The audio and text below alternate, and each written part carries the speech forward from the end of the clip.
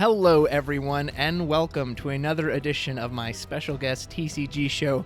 Today with me, I have a very special guest. He is all the way from the other side of the state that I live on, share the same home state.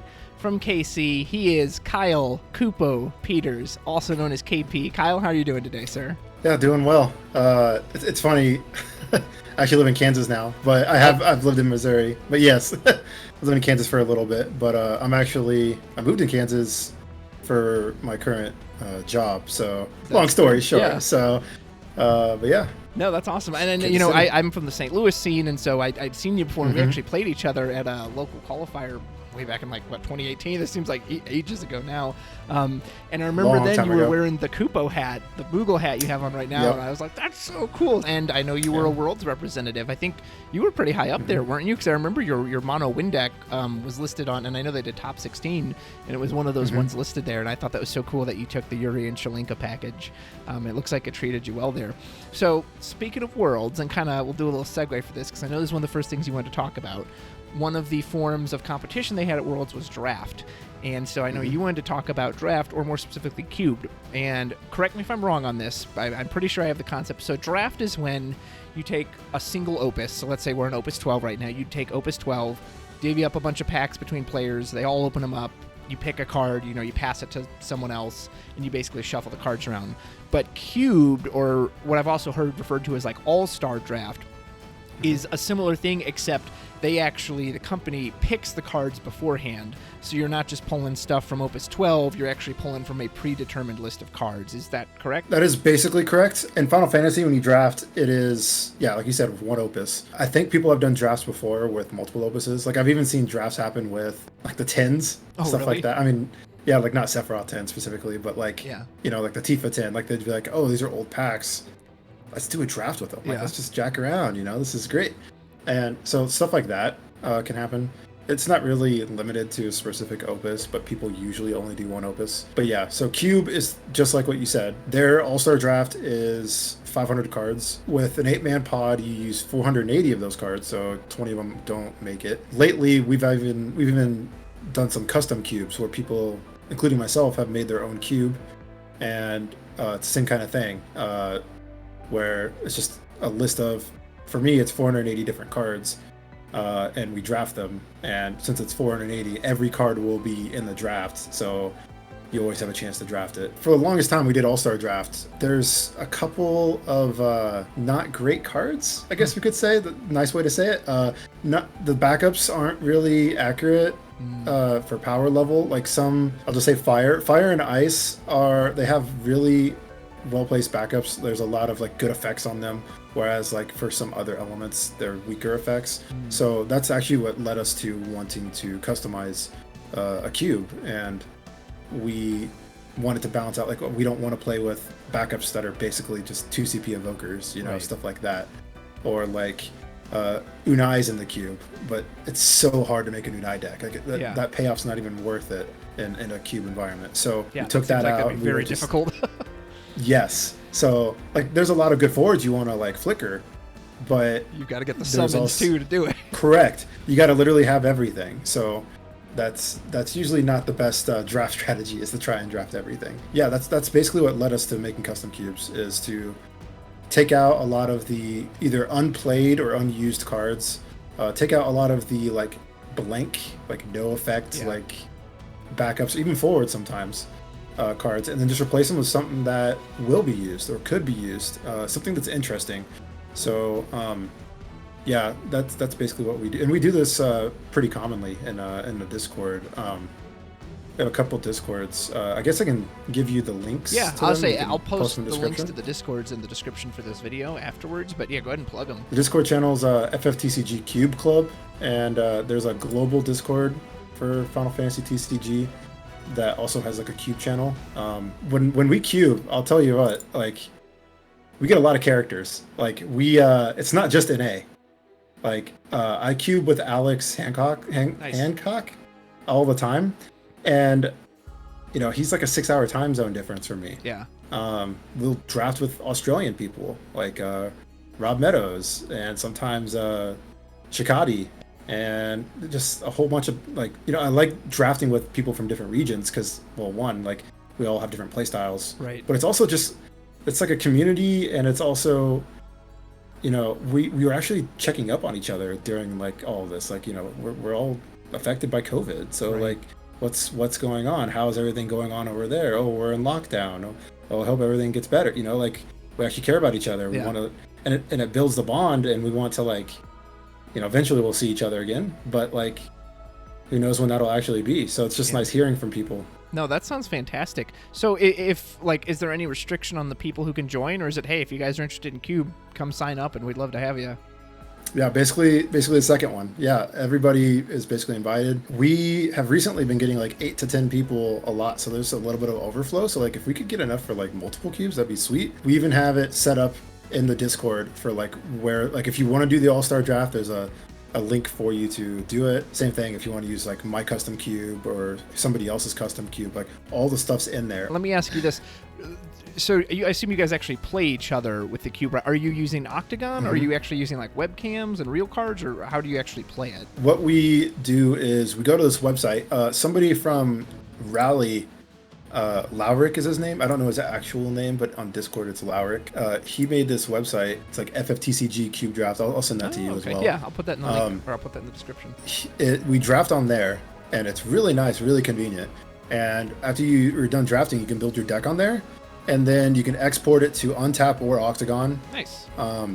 So it's really convenient. So, and we usually use Octagon. So you basically build it on there and then transfer it to Octagon, and you're just all ready to play with it. That sounds pretty nice. Yep. If you wanted to make your own draft, your own cube, there's ways to do that. And we have a way for when new players join, like here's the All-Star Cube draft. If you want to make your own cube, if you want to add or subtract things, and then, for example, my cube and Alex's cube, we even have like a change log. So like we'll see like, oh, what was in here previously and what did we take out, just so like we don't go back and add something else unless we actually really do want that card. Yeah. So, and we actually bounce ideas off each other a lot between our cubes, even though they're way different.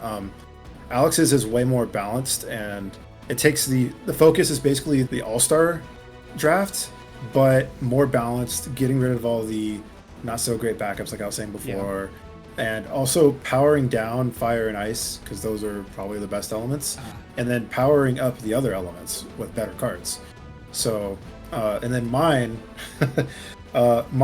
we call it the power cube. It could be called whatever, but we say power cube because all jamming every great card in there. Yeah, I mean, the best way to say it is Neo X that's in there. Ooh, so right. Like every card is in there that you think would be very good. Yeah. Or even in some cases like Spiritus or Materia, the backups, like those are in there too, where normally they don't see play. Yeah. But like in a draft environment, like I mean, if you did draft Neo X Death, you're gonna draft Spiritus. Like you're going to get it, right? You want it. My perspective is more of I don't want. There's no such thing as something being too strong. That's my perspective on my cube. Even though some people don't like that, I get that. It's kind of more of sometimes non-games will happen, but sometimes somebody will play Neo X Death and you'll still beat it, and it'll feel way better in a cube environment when you don't have very many answers, but you still found it. Like you can get there. So yeah, that's my take on my cube, and we just go back and forth and that sounds great. Mess around. So and I talked to Okimoto recently, and that was a part of the competitive scene beforehand at Worlds. They did draft, and it sounded like they wanted to do cube going forward. So if that is something they're going to continue to do in the Crystal Cups and such, it sounds like a good way for people to get practice for that. I was catching a little bit of Okimoto's the Okimoto video before this, and like one of the things that I noticed was with Crystal Cups. I'll just touch like a little bit on it with my opinion on it. Sure. Like they added draft, which is crazy because that's when I did better because I feel like I'm really good at draft. So that was good for me. But in general, I kind of feel like it would be better off if they have the money to do all this, I guess. If they had Crystal Cups specific to just constructed and then just limited, so sealed into draft. Yeah. If it was exactly so, Gen Con was a good example of that. Like, one day there'd be just constructed, and the next day would be sealed in draft. If they did Crystal Cups just like that, not necessarily in one weekend. That's a lot going on in one weekend. And there'll be different amounts of people at those events because some people may not like draft and some people may not like constructed, or like vice. But I think that's the best way to do it. Having a mix of them, I think, would only be beneficial when it's for a big event like nationals or worlds or something like that to test the skills of people and their players. But somebody might be like a limited all-star, or somebody might be a constructed all-star, and if you're the last half of your events are like a mixture, then yes, you got to get good at both, but it's also kind of you don't have your time to shine. Exactly. And I think players should have their time to shine. I agree with you. I would like to see either just all draft or all constructed, because the mix is kind of weird. For the randomness part, that's another reason what a lot of us have been doing Cube lately, is because like it may seem random because it's all one-ofs, but yes, there are specifically like the best cards. There's always going to be the best cards, even constructed. If you have a strategy, if for example, I think it was Opus 8. I believe it was Opus 8. Is that where the Shiva that like you can only use on your turn? Yeah, and it don't freezes 3. Yeah, Opus 8 Shiva. I love that card. Okay, so that Shiva in Opus 8, like everybody knew that card was insane. It was like a rare. Everybody's gonna want it. It's a premium card. And they also knew that like Fire Ice was the best deck for a draft in that set. Well, what happens if in your draft like 6 people are going Fire Ice? Right. You probably shouldn't go Fire Ice, right? You should probably scoop up all the other good cards, because you're not going to get enough cards to play a deck, or stuff like that. Having that in mind, the best cards don't always win in your decks. Like I qualified for Worlds through Gen Con, and the first part was sealed, which I believe it was 7 rounds, 6 or 7, I don't remember. But throughout all of sealed and then draft and top 8, I faced against 5 Bahamut Zeros. All right. And I mean, I still qualified for Worlds. Yeah. I did not have a Bahamut Zero, but I faced against 5, and I still ended up getting there because of like certain cards. One of them I had was the 6-drop Famfrit. Nice. If they Bahamut Zero my guy, I can sack it to Famfrit, so I don't dole all my guys. So like you just got to find like the little niche things, and you got to be prepared. Like, if they're playing Lightning, that's going to be on my radar. Like, how can I lose? Right. It's that card, that one card. Even though it's a hero, it's that card. That's how I lose. I have to play around it. Well, and the Cube or the All-Star, that sounds more appealing to me because, again, it is to a degree constructed with at least certain cards in mind. Whereas, for example, in Opus 10, look at Worlds. Look at the 2 different Lightning Legends. If you pulled Felthanos, good luck, because I don't think there's anything in that Opus that actually could get rid of him. If you pulled Lightning, completely worthless because there's no Odin in that Opus, so it's legit a dead card. So, like, again, when it's stuck to just one Opus, you get instances like that where, like, or there was another card I remember once, and it was like, well, there's no Dragoons in this set. Like, what is this going to fetch? I think it was Alice. Alice came out in that set. It was like, cool, too bad there's no Dragoons here, so this is completely worthless in draft. Whereas, again, in Cube and All-Star, at least it's like, okay, if there's something in there, you do at least have the ability to, fetch the other thing at once. Right, it's designed to see stuff like that. So, but yeah, I can totally understand the Arda and Felthanos thing. At some point, you kind of just have to acknowledge, like, how are they going to put constructed cards in a pack? Like, they have to. Like, it's not all about draft. It's not all about constructed either. Like, it's both. So you just kind of have to, take your L's in certain places. Yeah. And also, in Felthanos' case, like, they also have to draw it. Like, true. If they only have one. In a normal game, you're probably going through 20-25 cards in your deck, maybe. So a little bit over 50% to see it, and hopefully you don't damage it within those 25 cards. So, like, it's a little bit, 60, 70%-ish to see it, which is pretty good odds, but it's not unbeatable unless they actually do draw it and play it. So there's a little bit of randomness in that, but the more rounds you play, the more likely you are to hit to miss drawing it. So that's kind of what I'm saying. So if you guys are interested in cubing, just hit up those links below, and we'd love to have you. Awesome. No, that sounds great. I'll put all that in the description, and yeah, hopefully people can have some fun. I may have to try that out. I've never played the cube version, so that sounds great. So, moving on to one of the main reasons I had you on here, we are going to talk about this element right here. And that is the element of ice. This is a Edward card from Opus 11. I don't think this ever saw any play. So at the St. Louis locals, there's this guy by the name of Cody Snodgrass, and he is a mono ice player. He loves mono ice. I rarely see him play anything else. So because of that, I've learned to hate ice because I played against it all the time. And ice is, for the most part, the only element that's really truly home to Discord. That's the system we're using. Discard is what I'm trying to say. Sure, and there was a time there in Opus 5, Opus 6, where, Turbo Discard existed, and it was just dominant and just sucked the souls out of everybody, which is why they banned Thaumaturge and Gesper. However, after Opus 10, especially Opus 11, man, Ice just... What happened to Ice? Ice seemed to just disappear into the ether. Suddenly, you just rarely see Ice anymore, and even when I've played it, it doesn't feel as strong as it once did. And mentioning Discard in particular, I've said this to a few folks, I can't tell you the last time I've resolved a Sid Alstein. I can't seem to keep my opponent's hand empty these days, and I don't know if I'm doing something wrong or has something changed that people are just John Schreiner said that on RVA, people are just finding cards behind their ears, under the table. They're just coming out everywhere. So I know you have played a lot of Ice. Give me your thoughts. What's going on with Ice right now? And you can start with Discard, or we can start with Dull Freeze, or anything you want to start with. I think the last time I cast Sid Alstein was Friday, I believe. Nice. And it killed something. Better record than me. It was in Cube. Oh, okay. a little easier, because people aren't going to play around it in that case. But I talked a lot about this with a lot of people, with Oki, with Sam Toole, with Matt Rice, a lot of people. And this is a big ask, but in general, like not Ice related, but Ice is definitely punished the most by this, in my opinion. But a lot of the color identity, I guess is the best way to say it, or element identity, is kind of outdated, and it doesn't scale well. Some of the color identities have scaled well. I mean, look at Fire, right? Yeah. Fire used to be very not great, and it was really easy to scale it, just increase the damage on it, right? Yeah. Well, Dole and Freeze in the past was really good, but like as cards get better, Dole and Freeze actually doesn't get better. Like it gets worse, because Tempo, this is kind of a bold statement to make, but I would say Tempo is basically dead right now. Like it's not a good archetype. And I mean, think about it, like how many Fire Water decks do you see? How many Mono Ice decks do you see? Yeah. How many Fire Ice decks do you see? Like they exist, but they're like tier 2, tier 3, like they're really low on the scale. And that's because buying time in the game or bouncing a card is not like detrimental. It's not beneficial. And that's just because cards have better effects now.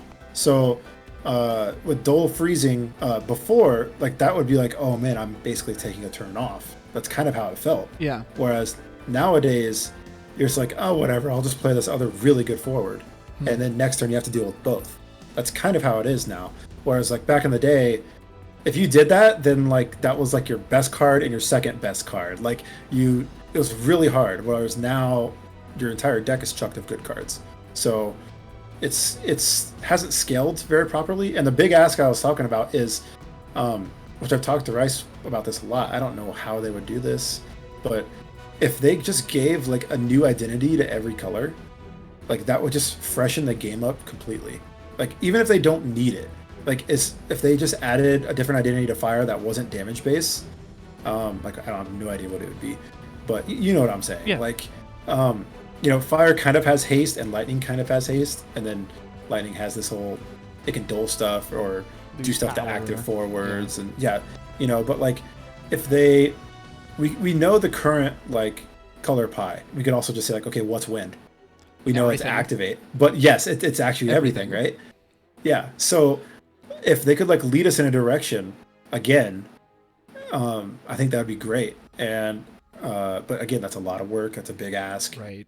But it would also update the game, freshen up the game, because 10 sets from now, like if we're still seeing Dull Freeze cards, like it's just not going to cut it. It's just not. They've got to do something. That's kind of my take on the Ice thing. But so discard. With discarding, I'm gonna say it, like discarding is boring. So for the person doing it or the person it's being done against, or both? Well, so discarding simplifies the board state and the game state. Like if both players have no cards in their hand, and then all you have is what's on the field, like my field versus your field. Mm-hmm. So at that point, it's just who draws whatever cards, right? Yeah. It is actual random, and that's kind of boring. You know, it's you're top decking. It comes down to luck in a way. It comes down to EX burst. It comes down to the game basically locks itself in its position. 2018 Nationals, Chris Lopez, he's one of my locals. He won with Turbo Discard. We worked on a deck together for a while. He actually convinced me to play it. I'm totally not an ice player. With Turbo anyways. I wasn't a big Turbo fan. He convinced me to play it because it was just the best thing. His build was the best thing. I was chucking like a million decks at it. Like, this has to beat it, whatever. I would have main deck Shadow Lord in my deck with Star Symbols and Ways to Search It and Camelot, and he would still beat it. And it's like, yeah, it's like, okay, well, if I'm literally like teched to beat your deck and I still can't beat it, then I should play it. Even though I'm not gonna have that much fun, all this stuff. Yeah. And the only way we could really think about losing is like EX bursts. Just dying to random EX bursts off the top. Like if people played Atmos or whatever. Any kind of burst that killed something. And that's basically what we came down to, which that's actually how I lost that Nationals, was from bursts. Oh, really? Yeah. But yeah, what can you do though? Yeah. I lost to like a Wind Earth player who had 3 Titans, 3 I think Yojimbos. I think he had 8 bursts and Damn. 8 bursts that killed something. And game 2 and 3 he hit 3 of them. Ooh. So he got 3, and it's like, oh, the first 2 were like not even backbreaking. It was the third one, and then he got to stabilize, and it was like, oh. But what can you do? Like that's the game. And that's also what I signed up for, right? Like that's just what it comes down to. So I think discarding in the game is kind of boring. What I do actually like is cards like 7 CP Sephiroth. I do like it on that kind of card because one, it's expensive, so you're probably discarding a lot to play Sephiroth. Yeah. The Sephiroth special is rewarding, all right, and also he has an effect about like dull freezing when they have no hand. So like you do get rewarded. It's not the biggest reward, but it's one of those things of like a sense of accomplishment when you actually get it all off. There is a nice feeling of payoff of, okay, I finally got their hand down. Now I also get this constant dull freeze on attack with him. I'm glad you brought up Sephiroth because, you know, right now he kind of is non-existent, especially like with Amaterasu running around. She just totally punishes him. But, you know, for a while there, I just absolutely despised that card because, like you said, boring. Many a match with Cody, he'd Sephiroth on, turn 3 or whatever off 3, and suddenly I have no hand, and yeah, I'm just top decking, and that was the always state I hated about Ice, was that it could get you into this state because now I'm just top decking. Oh, cool, I drew 2 of the same backups I already have. Pass my turn. Okay, you hit me with lock. There goes a hand. Basically, I don't even play the game anymore. Now we just wait 10 turns for him to beat me because I don't actually get to play the game anymore. Right. So I definitely hated that, and I like what you said about it, just kind of locking in the game state. And it seems like after Sephiroth, they didn't really release a whole lot more of the cards that made your opponent discard. Like, there's a few on a summon here and there, but it didn't seem quite as prominent. And even recently, with the Innocence that came out in the Shadowbringer starter set, I had someone who was able to basically do that every turn. It's just like, oh my god, you're just throwing my whole hand away. Like, this isn't enjoyable. So I do wonder if they're maybe trying to steer it away from discard a little. I don't know. Maybe that's just me thinking about it. But maybe Innocence is another good example of, like, you have to work for it, right? Yeah, you can't just do it. So if they keep doing discard in that way, I think it's totally fine. I don't see an issue with it. Yes, there's a lot of answers to it. I mean, there's a lot of answers to everything. But when they have to actually, like, work for their payoff, I think it's totally worth it. And it's kind of hard to say, oh, for Sephiroth, they have to work for it, right? Right. I mean, it's a 7 CP card. So most of the time when they're playing the Sephiroth, they're also discarding 2 with you. Yeah. Just throwing that out there. So, and it's an 8K body. It's not that big. It's more of a, like I said, it's Ice likes to simplify and keep the board state in its current position. I still like dull freezing on characters. Like, it really pains me when my backups are dull and frozen. Yeah, that's brutal. Like that's huge. When the Remnants did that in Opus 11, like, yes, that felt terrible. Yes. Oh, I play against Emmanuel Nyate so many times on Octagon through like RVA or just random games. And yeah, he loves his like Earth Ice FF7 deck, and that's what he would do. It's just like freeze all my backups, and it's like, oh, okay. Yeah. I guess I'm gonna dump my hand, and here you go. And then he's like, all right, duel your field. All right. I was like, yeah, like it's punishing, and I actually like that take on ice when it's messing with their backups more than their forwards now. So maybe that's kind of a fix, is to dual and freeze characters than forwards. Or I guess the best way is to have the option, right? Which one do you want? Do you want the forward or the backup? Let the player choose. Right. Yeah, I don't really know how to solve ice. There was a new card. I don't remember the name of it off the top of my head. You think it's Sid Randall? No, not that one. Okay. That's a totally different topic on that one. Yeah. the Ice Legend, the 5-drop 9K. It was like when it comes into play or attacks, which I also very much like. Dual freeze something. I don't know if it says forward or character, or draw a card. I like that a lot. The biggest thing I like about that card, well, drawing cards is great, but it's a special, and I usually don't talk a lot about specials. Yeah, I was saying it was interesting because I remember on the NA page a lot of people the specials but the specials are like the hardest thing to use in the game. So like, how reliable is that? Tell me about it. I mean, so I don't normally like playing cards because they're special.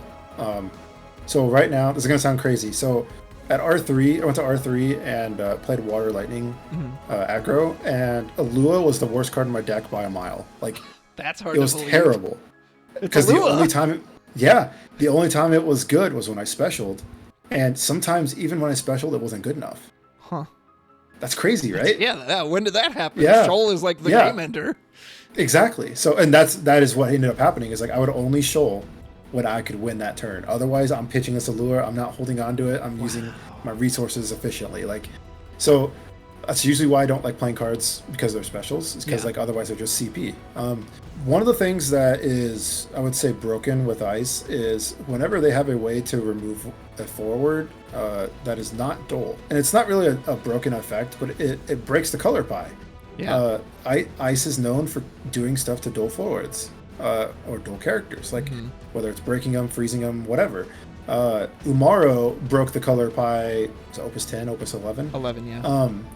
And it's funny. So like in the cube environment, in our cubes, we actually cut Umaro because of that. Because we're like, Ice shouldn't have a removal spell. It's not part of its identity. Right. That's just kind of how it is. Even though like in a constructed environment, Umaro is probably not that great because it's too expensive. Right. It's giving Ice something it probably shouldn't have. And if it does, then maybe they could say something like, if it's frozen, then destroy it, or something like that. That could be a way to do it. That's kind of why I wanted to touch on the special for this card. But also, this card is a repeatable draw engine instead of a discard engine. And that is so much more fun for the game than discard, like way more fun. Yeah. Like it's way better for the game and for the players when, I mean, it still feels bad. Like if I'm attacking you every turn and I'm drawing an extra card, like Ignacio, stuff like that, it still feels bad for you, but you're not out of the game, right? You can still play your cards. Still play the card, yeah. Yes. So it's more of a like, you're going to get buried in card advantage. But maybe if you like Shentoto me or something, then you're back ahead. Right. Like there are ways to catch up. So I really like the aspect of draw, and there's a chance like if they do something like that with Ice, that'd be sweet. But or the whole, if they're frozen, then break it. I like that a lot. I like that. Sounds neat. Yeah. I wish they would experiment like they don't. With that. Maybe if it's maybe not even if it's like dual. Like if it's just freeze a character. Oh, if it's frozen, then break it. Well, and if they did something like that, for the most part, and by the most part, I think right now it's completely pointless, freezing an active character, doesn't really do anything. So that would be interesting to have an effect that even though it's active, it's frozen. I'm really glad you brought up the element identity, because this is something that's been kind of, I've felt a pull back and forth on, is because fire has gotten so strong now, because, fire's damage is ubiquitous, right? Doesn't care if it's active, dull, whatever, it just blasts you for 8k or 10k or whatever it is. But I always liked that about Ice. Like, I enjoy that Ice targets dull characters, not only as the person using it, but as the opponent. And I've said this of Lightning, too. I enjoy facing Lightning because, okay, it wants to target my active forwards, so I know when they're dull, they're safe, Yes. Whereas same with Ice. It makes Brave so strong to me. Okay, a Brave card really hurts Ice because Ice wants it to turn sideways and wants it to be dull. And again, to me, that was enjoyable because as the opponent, I was like, okay, I know how to play against it. I know when it's going to get me. I know when it's not going to get me. And so even though I've heard some buzz about this, like, I don't know if I want Ice to get this, oh yeah, it can just start blasting anything. It's like, but I liked that it was dull. Again, to me, that made it unique. I don't want everything to be fire. Just, everything just blasts everything for all kinds of damage. That doesn't sound enjoyable to me. Do you agree with that? Are you of a different mind? What do you feel about that? Yeah, so I'm going to... go back to cube in this case. Sure. So in general, fire is better than ice and lightning for that same exact reason you pointed out of like, you don't have to worry about something being active or dull. It just does it anyways. Again, it's kind of a sense of like, that's kind of boring, whatever. I get it. Maybe fire summons could have cost more because of that. I don't know. I agree with you of like, it's more fun and it gives. So a good example of this is Guy, Opus 1 Guy. And I guess there's that Earth Wind guy that's coming out. I forgot the name of it. Yeah, too, Goldon or something. Yeah, something. Yeah, yes. Yeah, Guy on steroids. He's been working out, especially on his neck. So like, that card is really good versus ice. We have Guy in cube because of stuff like this. Like Guy and Black Tortoise Gilgamesh are like a house in cube against ice. Like, there's nothing you can really do. Like you have to hope your second element does something. You know, having those cards. I know nobody's playing Guy, nobody's really playing Black Tortoise, but still, like the flavor matters. The aspect of it all matters. You know, ice is not good against earth, but lightning is. You know, stuff like that. Whereas fire is like, oh, I don't care. I'm good against it all. But that's kind of. I don't know if I like that. I get it, you know, we're like almost 13 sets in now, but I do wish like they kind of like pulled it back and kept it within their limits and within the bounds. So well, and I've always said, and maybe I'll make its own video about this, because you know, fire was always a meme for a long time, but I don't think it was because of the damage. I think it was because so many of the fire cards had what some people would call like the fire tax. They had these weird effects, you know, 2,000 damage and discard 3 cards to do it. Right? What?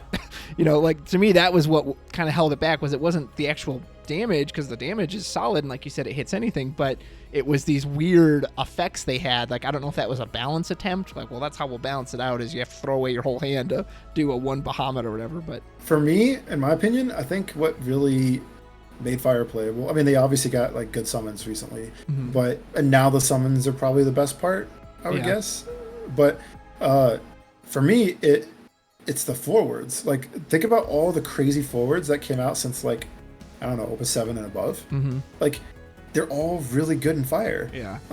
Like, think of all the fire cards you play from before Opus 7. The only one I can think of is like Zandy. Yeah, I can't think of anymore. But I mean, some summons like Belias the Gigas became good again. Yeah. You know, and that's because forwards got better. So giving something haste like Laswell or any of your new fire forwards, like that's like really good now. I wish they would touch up other elements, like how they touched up on fire is the best way to look at it. But fire is definitely the easiest for them to fix. Right. Well, and you know, I'll segue with this on ice, is that, so I remember ice was very dominant in the Opus 9 meta. That was where Cody got his Worlds win at Gen Con, and like the Dragon Lassie Soryu was a really strong ice card. That card was very powerful.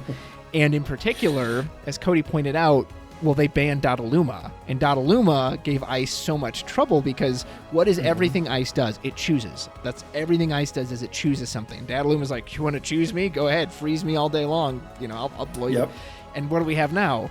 Braska's Final Aeon and Neo X Death. 2 cards that say, oh, you choose me, you die.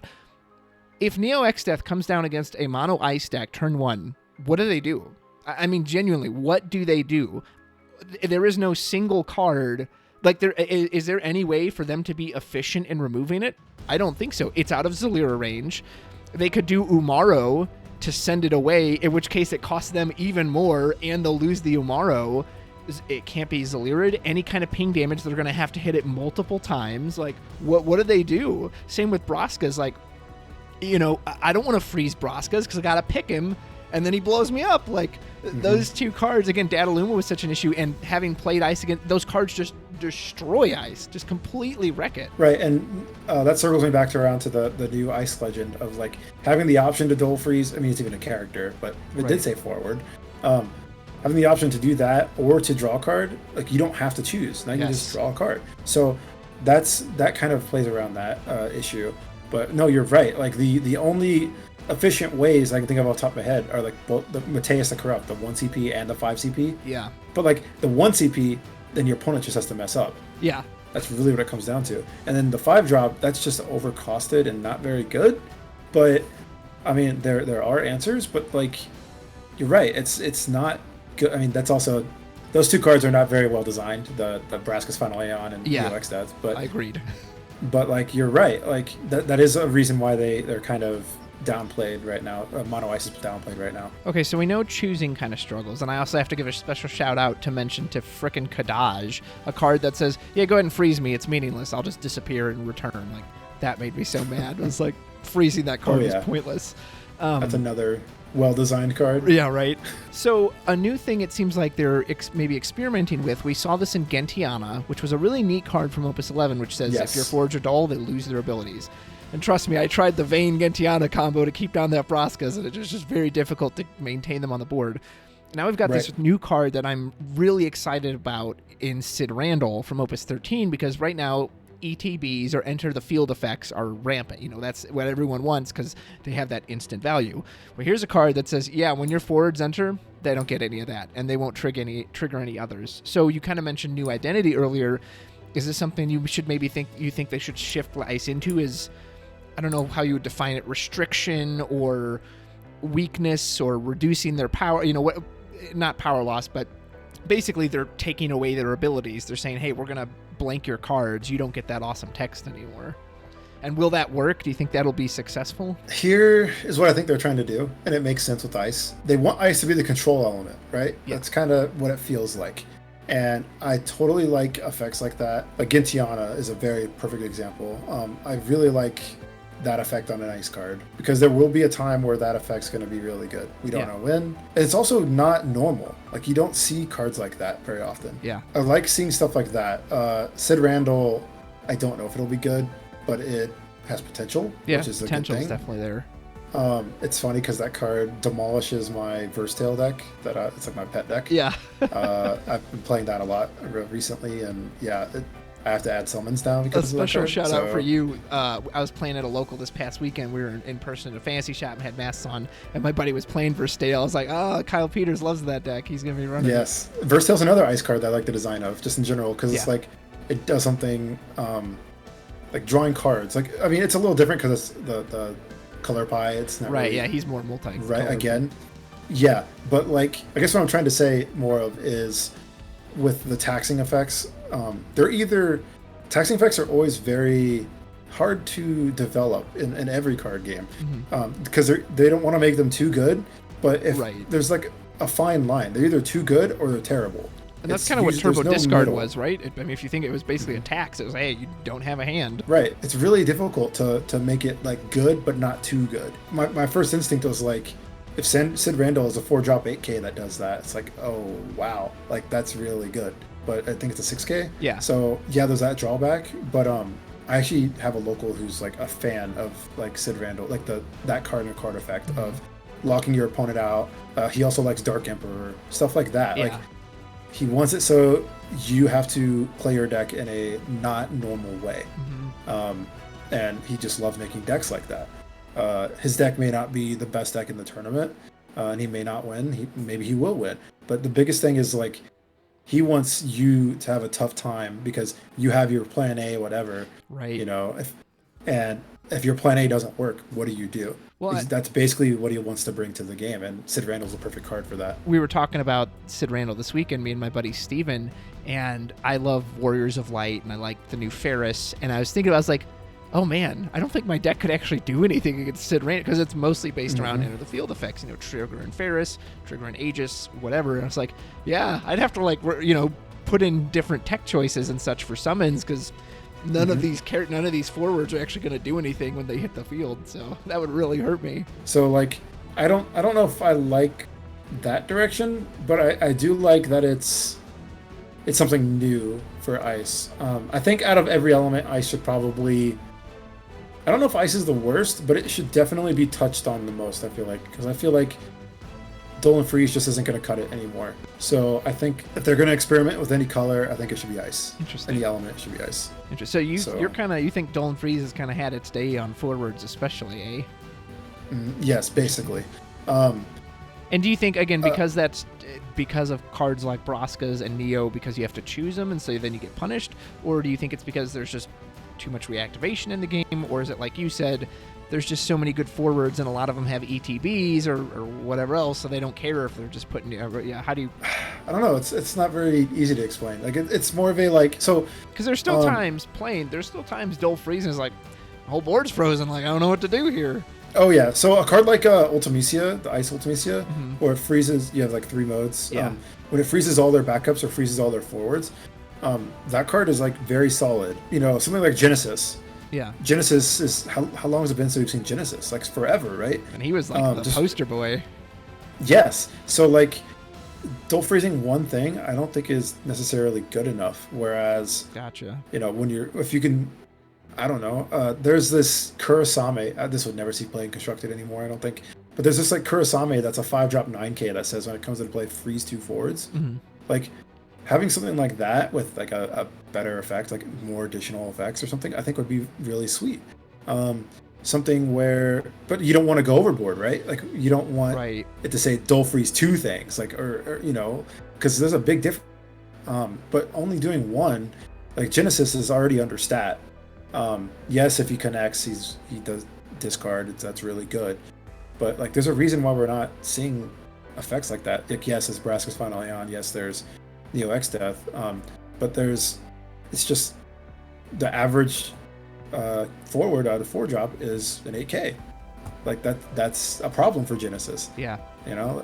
So a lot of people. I mean, there are 3-drop 8Ks and 9Ks now. There are 2-drop 7Ks. Like. You know, it's just he's outdated, and like, I mean, even if there was a 4-drop 8K Genesis that did the exact same thing, like, but had 8,000 power. Yes, I think it would still be good, but it probably wouldn't be good enough because of all the other stuff going on. But it would, like, that's the giant difference is like 7K and 8K, and your put and play effects have to benefit you on that turn when it has to do with dull freeze. Like if you're dull freezing something, you have to do something else, or else the dull freeze isn't worth it. That's kind of where I'm getting at. Do you worry about color bleed at all, especially now with these new multi-element cards? I kind of made this comparison with Andy Carmona in that, you know, Lock, the new 8CP Lock, kind of makes Orphan look like a joke. You know, Orphan, if it's in mono ice, can dull freeze 2 forwards, and Lock's like, oh no, I can come down for 2, and I'll just dull freeze any 2 things on your board, and I'll do something else on top of that. Like, did you worry about that? Like, do you think that can kind of hurt ice at all, or what? With Lock's just a totally out of this world card in general. But like, let's imagine just in a world where Lock didn't get reduced by 2 every time you played a card. Okay. Let's just imagine that world. I like that world. I think if Lock was just 8CP, I think it would still be insane, like very good, because it already does more than most dark cards. Yeah. At 8CP, and you're getting the value of that card, like the 8CP value for that card. You're killing something at 6CP. You're most likely not killing a monster. Most of the time, it's either dull freeze 2 things, discard, or kill a 6-drop. It's 2 of those 3 things most of the time. And dual freezing 2 things when they're backups is like humongous. If you're going for the win and you're doing their forwards, that's really big. But the biggest reward is when you're killing a 6-drop. Giving that to an ice card is also really good. But the biggest thing, I actually like when they bleed over like that, only on dual color cards. I think I was talking with Matt Rice about this too. A little bit of Alex Hancock also, a little bit. We just in general, we talk a lot about this stuff because we're like, man, if this card existed for Cube, that'd be sweet, right? Yeah. We talk a lot about that stuff. You know, a card like, did you see the New Hope? Yes. By chance? Yeah. Yeah. So I love that card. I don't know if it'll be good, whatever. Right. But the design of that card, like half of it is wind, half of it is ice, right? I wish they would do something like that for, I don't want to say every dual element card, but there should be something like that in every single element. So we were talking about like the Wind Earth Estola for a while. Yeah. I was like, I think that card's boring. Like, how is that like an Earth into Wind card? You know, and it's like, oh, it's Earth because it's big. Yeah, it has 3 wind effects, and I guess its Earth is its power value. I mean, it's kind of clear, but it's also like, if that's the best they can do with design, I'm not really a fan. I don't know. 2-drop Freya, it's like, do 4K to an active forward or draw discard. I like that a lot because you see both colors. And I know they tried with Barlai also, but although that wasn't really the best way to do it. Yeah. You know, so they're trying. I wish it was more rewarding when they're doing their dual element cards like that, but not so much in the sense of Lock. I don't know why they thought that was okay to reduce its cost every time you play a card. The biggest thing they have to worry about now is like since that card goes into play for cheap, is all like the flicker effects or bounce effects, things like that. Yeah, I like it for specifically dual element cards, but I'm worried that if they make dual element backups, which I think they will eventually, that might ruin the game. That's hopefully a scary thought, yeah. Hopefully later, not sooner. A lot of people say, "Oh, well, Kyle, you already have Moogles that tap for 2 colors." Yeah, but tapping is very different than in a backup. In your hand. Being able to pitch for either 2 colors. Yes. And then I assume it would then fill both color slots and then probably have 2 effects. Like, ugh. My biggest worry, so dual color cards are obviously very powerful. Mm-hmm. If you discard a lock for CP, like that is not necessarily a good thing. Yeah. Like you're losing one of your most precious cards for CP for color fixing, right? Like if you have to do it because you don't have another ice card, okay. Like that is punishment. That is what you signed up for. That is how you built your deck, and that's just how it's going to work out. But when you have a backup that does that, maybe that's an extra backup. Yeah. Backups become dead eventually. They're dead cards later on. Like, that's a good point. Once you already have 5 backups, you draw more. Like if you're color fixing, if you can make like a 4 or 5 color deck if you have like so many different dual color backups. So whereas if you can do that probably right now with forwards, but you're discarding your win conditions, and I think that's a fair assessment and a fair trade-off to have to discard your win cons for color fixing. I rarely discard the multi-elements because usually they're some of the strongest cards in the deck. So yes. I don't want to throw them away. I want to play them. Correct. And if that bled over to backups, that's kind of a scary thought, I guess, is where I'm getting at. So yeah, we could talk a little bit about EX Burst and then wrap it up. Okay. But so I think EX Burst right now, I don't know if how do you feel about? I'll ask you. How about that? Okay. So what do you think about EX Burst right now? As a little closing segment, EX Burst, because I remember there was a thread in Reddit a while ago asking people, what their least favorite part of the game was, and someone said EX Burst, and they hated EX Burst, and I have I don't want to say waffling, but like I'm of 2 different minds on EX Burst. On one hand, here's what I love about them. I like when you take a point of damage, that is a detriment to you in 3 ways. 1, you're that much closer to losing the game. 2, you're that much closer to decking out. 3, you can no longer use that card. That card is basically removed from the game. So taking a point of damage is very detrimental. So I like the fact that there is an EX Burst mechanic that you can get some value out of that card, as opposed to just these 3 negatives. Now you've got a positive, and it can influence my choice on picking a card. And the most prime example I always use is the Opus 6 Ramu, which is a 3 cost and it has 4 modes, versus the Opus 7 Ramu, which is a 4 cost and it reduces power by 7 and then 8 on a burst. Now, just looking at those effects and their cost, you'd probably almost always lean towards the 3, but because the 7 has a burst on it, to me, that is what makes that one worth choosing ever. Because if that didn't have a burst, I don't think I'd ever pick that over this other Ramu, because he's just more versatile. But because it has a burst, and I can't tell you how many times Judgment Bolt has come in on a burst, boom, and blasted something. So that makes that valuable to me. That's what I love about bursts. Here's what I hate about it. There can be a very deflating feeling of fighting your way back into a game or getting ahead, and you hit Tyro into damage. And, okay, let me just go grab the forward I need to answer this. Or what's even worse, my absolute least favorite burst in the game is Star Sibyl. Had a match the other day as Warriors of Light. I got the big board. I was crushing them. Boom, hit Star Sibyl into cool. Let me go fetch Shantoto. And we looked through the deck afterwards. He was like, "Oh yeah, if that hadn't hit into burst, you would have clobbered me." He was like, "You had me dead 100 but that burst completely flipped the match, and now I lost because he went and grabbed it." So, and that feeling is so deflating. Especially, I remember during Opus 11 when Matisky built that, March Ritz BFA deck, and it was a Fire Earth, and it had all those bursts in it. As the opponent, I was like, I don't even want to attack you because you just get value. You get more back when I hit you, and I have to hit you to win, and your Rich just gets stronger, and you hit the Tyro, and you hit the Gabranth, and you get all... So there is a deflating feeling sometimes of like, oh my God, a burst, come on. And so that's kind of how I feel about it. And ultimately, and I guess I'll spoil my little thing, is that I think it's a good mechanic. I think they need to be really careful what they put it on. And there's a thread in the NA group recently about Tyro, and that was the most universally consensus thing, is that if he didn't have a burst, I would actually like that card a lot. Why does he have a burst? Like, that makes that... Alex Hancock said this. He said, it turns it into a win condition unnecessarily. Oh, you hit Tyro. Thanks. I'll go grab the forward I need. Bye. That's my rant on burst. Tell me what you think. Yeah, so it's funny. So you're mentioning, like, decks that have a whole bunch of bursts. I forget if it was a Crystal Cup or one of the Petite Cups, but I actually talked with one of my locals, and we knew he was playing against somebody, like a burst deck. He had like 45 EX burst in his deck. And my local was playing like Earthwind Dataluma. And he's like, I don't want to attack him. And I'm like, so don't. The only time he would attack him is if he had like Earth Wall. That's the only time. Huh. And other than that, he would just never attack. He would just, sit back on his Datalumas and his Cactars. Yeah. And he would mill him out because he didn't want to lose the burst. Right. And we believe that was the best way to do it. And luckily sure that enough, deck is won. capable of doing that. Yes. So, sure enough, he won, and it ended up, working out. But that's also not very fun to play against. You don't want to play your deck like that, right? You just don't. And also, that actually happened to me in round 1 of the Cure series, where I was playing against Fire Water Knights, and I was on Storm, and I didn't attack him. Like, I was super behind. He got me to 6 damage, but I was stabilizing because I was just spamming lock every single turn, all this stuff. But I wouldn't attack him.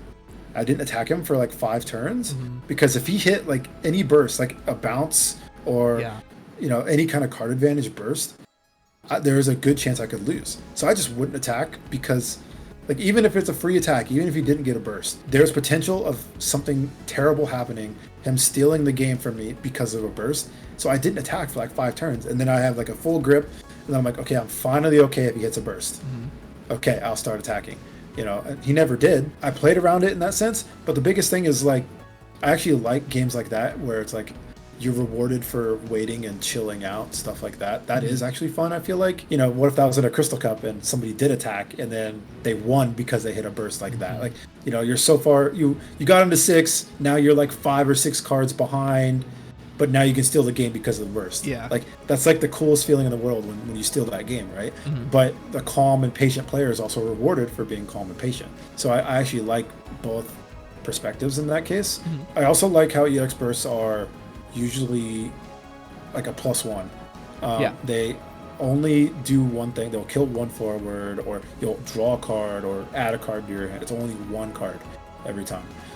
You could argue that a card in play is worth more than one card, but I don't want to go down that road. That's pretty complex, because sometimes you could say, a Viking is worth, it's 3 CP, but it draws 2 cards, whatever. So there's a lot of complexity with that. But I do like that they're normally just like a +1. But in some circumstances, Tyro's a very good example, and Star Sybil, and also Gabranth. They're very good, and they have very good search effects, and they do too much. When they add the EX burst effect onto the too much, that's kind of catastrophic whenever it's a burst, and it just like changes the game dramatically. Like, you could be like, oh, we have a close game, we both haven't hit any bursts, like we're both at 3 damage each, we have a pretty good grind fest going on, and then the first person who triggers an EX burst is now miles ahead. So it's like, and it's sometimes, like, back in the day, that wouldn't really matter because it would be like a Dull Freeze or a Leviathan to bounce your guy, or like Ramu to kill something. I even think Titan is a great card because he's high cost, but the burst also requires you to have a forward. So it might not even go off, if your board is blank. So that's why I like him a lot as a burst, because he's not just this, hey, I'm guaranteed you're going to go get, whatever the hell you want kind of thing. Chaos Walker of the Wheel's one of my favorite bursts in general, too, because of that, like, high risk, high reward scenario. You could play, like, Una H from Opus 1 to remove the downside. And I think that's actually a cool combo. I feel like they tried with bursts at the beginning, and now they're kind of just adding them on to things as they go. And they're it's slapping them onto dangerous. anything. And to point out Tyro, to me, it makes less interesting deck decisions. Anyone who's running Tyro runs 3 because of the burst. Whereas if it didn't have the burst, I guarantee you'd see some people, maybe they'd only run 1, maybe they'd run 2, but you have no reason to not jam 3 of it in there because, if it hits the burst, I'll get any forward I want. I don't think, in general, like, Tyro's a really good card. Yeah. And I don't think it's, like, power level is ban worthy, but I do think that there's a chance it could get banned, not because of how strong it is, but because of it doing too much. And I think there's a couple cards like that. I think, again, Gabranth is another one, where, because they have to have all these cards on like a watch list, basically, of we can't print cards that do too much because these cards will go search for them. Right. So, I mean, think of all of the backup, like all the categories that don't have a searcher. Yeah. Like, and they probably never will because it would be too good, right? And in theory, you know, shouldn't every category have a searcher? Right. Like, I think they should, but like it'd be too good in some categories, and I think it's a slippery slope. I'm not saying Tyro should be banned right now, but I mean, in 5 sets when cards are better, Tyro also gets better. Every forward that's added makes him stronger. Yeah. Yes. So they just it's an uphill scaling effect, and that's scary. So See, like I do like that it's a multicolor backup. I like that a lot. Yeah. In Earth. Well, that's the thing. Honestly, if it didn't have the burst, I think I'd be fine with that card. And like, see, Gabranth is an example. I agree, Gabranth, kind of like you said, he might be one to watch. We got to be careful. But like with him, at least he has a restriction of, hey, it's got to be 5 or higher. So when they make these just generic effects like Tyro, it's just any forward. Any forward. They couldn't have put it's got to be 3 or higher, or it's got to be Earth or something. Just grab whatever the heck you want. Like, that's for me. And same with like Star Sibyl. I get that at the time they were like, well, it's restricted to category 11, right? But every category 11 card you release, bigger, look at Rampier when he came out. Oh, cool. Star Sibyl goes and grabs Rampier. Cool. Star Sibyl grabs Tenzin. Like, yeah, it's like they need to be careful with those effects. So again, I think overall, I do like the burst as a mechanic. I think it's a really fun mechanic to the game. And for all those reasons I laid out earlier, I just wish they would really be careful about what they put it on. Because there's some things, again, like with the Ramu, that makes me want to play the Ramu where I might normally not do it. The Tyro is already good. The Gabranth is already good. The burst just makes it like the no-brainer of like, oh, okay, I'll just jam 3 of these in there. Yeah, so like something my team does every once in a while too is when this is kind of off topic, I don't know. That's okay. Couldn't say. For tournaments, we actually will play test with like triggering no bursts because we want to know like what that feels like. Yes, and it's also in a normal game where somebody doesn't get as lucky, who's advantaged. We want to know, and then we'll start playing regular games, and then when bursts happen, then we'll be like, okay, how far behind actually am I compared to what it was before? So the before and after effect basically is what we're looking for. So that's something that some people could do if they want to. That sounds fun. Well, and that was one reason I love that new Shadow Lord card that came out in Opus 12, because it just shut off all bursts. Wool was great, but Wool only stopped stuff that targeted, so if they hit any of those searchers, they went and got it. But Shadow Lord says, no burst for you. I don't care what it is. It doesn't go off. Like, oh, that's the best feeling. Right. I like bursts in the game in general, but they just got to be careful what they're doing. Because I think right now, I would have said this last set too, but right now, I think bursts are at their all-time best. Yeah, like, absolutely. There were times in the past where, a burst would be like, oh, that sucks. Okay, whatever. They're up a card. But it wasn't, like, catastrophic. And now certain bursts are just, like, out of control. Yes. Like Tyro is just, like that's not a +1. That feels like a +3 in a way. Because they get their best card. Yep. So it just depends. And it doesn't feel good when the burst decides the game. Like, yeah, I don't want, and again, usually, yes, you have those close games on 6 damage, but usually all the moments that built up to that have still influenced the game, but there are some times, especially lately, it's like, oh, well, the burst decided the game because you hit that burst and now I just lost. Right, exactly. Kyle, we have covered so many topics here today, and I'm grateful to have you on to go over all of it. Do you want to give any shout-outs or plugs to anyone? Anything here? Just want to shout out the Cube group again. Big names that I cube with, I guess. I could show up Lostly, that's Jeff. We got Alex, Mr. Cool. We got Viridian. Lately, it's been Snugsy from RVA. Nice. He's been joining in. It's been great. We got a couple of people like JG will show up every once in a while. And then we have, like I said, we have some like Australian and European people that show up every once in a while too.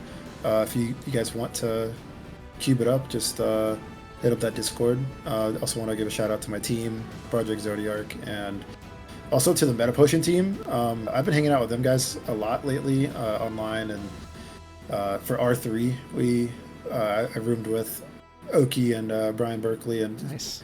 just really nice people, and just long story short, they've changed my life in a way, like for the better. Not even with the card game, like they've improved my life, they've improved my game, they're just really nice people. The community in this game is just so insane, and I always like meeting new people. So if you guys are interested in Cube and whatnot, I'd love to meet you. So awesome. That's great. Kyle, thank you so much for being on here. Folks, let us know what you think of the comments. What are your favorite bursts? What do you think's going on with Ice? What would you do? And I will have all the information on that cube in the description below, so if you're interested, sign up. Sounds like a really good time. Take care, and we will see you next time.